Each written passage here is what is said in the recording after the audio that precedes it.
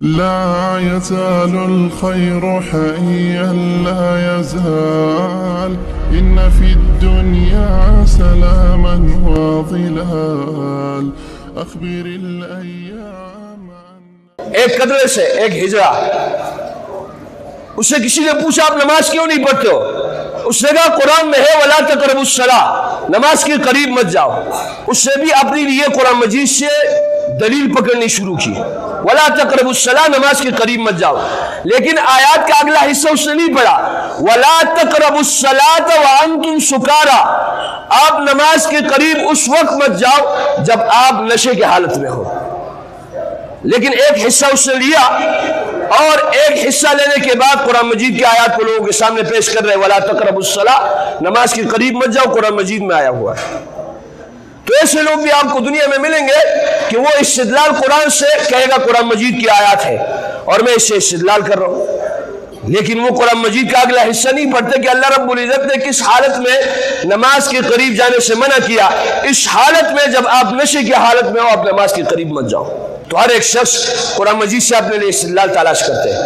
ایک گروہ ہے، ایک جماعت ہے، وہ قرآن مجید کی اس آیات کو لیتے ہیں، لَن يَنَالَ اللَّهَ لُحُومُهَا وَلَا دِمَاؤُهَا وَلَكِنْ يَنَالُهُ التَّقْوَىٰ مِنْكُمْ، اس سے استدلال پکڑتے اور لوگوں کو گمراہ کرنے کی کوشش کرتے۔ قربانی کے موسم میں لوگوں سے کہتے ہیں کہ آپ قربانی نہیں کرو، وجہ اللہ رب العزت کو آپ کے گوشت اور خون بہانے کی ضرورت نہیں ہے۔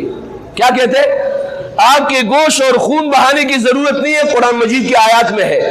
لیکن وَلَكِنْ يَنَالُهُ التَّقْوَىٰ مِنْكُمْ، اللہ رب العزت کو آپ کی نیت کی ضرورت ہے، آپ نے قربانی کی نیت کر لی، لہٰذا یہ رقم ابھی آپ کسی غریب کو دے دو، آپ کسی سیلاب زدگان کو دے دے، آپ کسی جو ہے زلزلہ زدگان کو دے دے اور قربانی مت کیجئے۔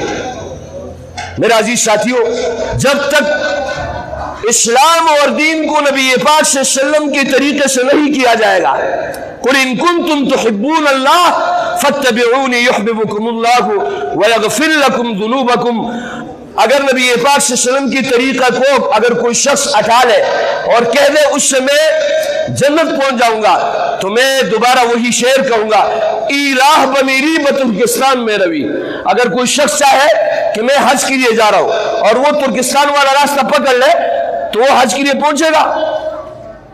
بھائی بیت اللہ تو اس طرف ہے، ترکستان اس طرف ہے، تو ترکستان کی طرف جائے گا، کبھی بیت اللہ پہنچ سکے گا؟ کبھی بھی نہیں پہنچے گا۔ ای راہ بمیری بترکستان میں روی، اس راستے سے جاؤ گے بیت اللہ کو کبھی نہیں پہنچو گے۔ لیکن یہ راستہ بیت اللہ کے لیے ہے۔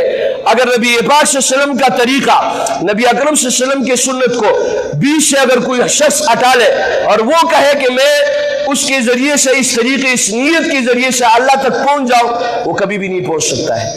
لیکن نبی پاک صلی اللہ علیہ وسلم کا طریقہ ہو اور اس کے ذریعے سے اللہ رب العزت تک کوئی شخص پہنچنا چاہے تو وہ اس طریقے اور سنت کے ذریعے سے اللہ رب العزت تک پہنچ سکے گا۔ قُلْ إِن كُنتُمْ تُحِبُّونَ اللَّهَ فَاتَّبِعُونِي يُحْبِبْكُمُ اللَّهُ وَيَغْفِرْ لَكُمْ ذُنُوبَكُمْ۔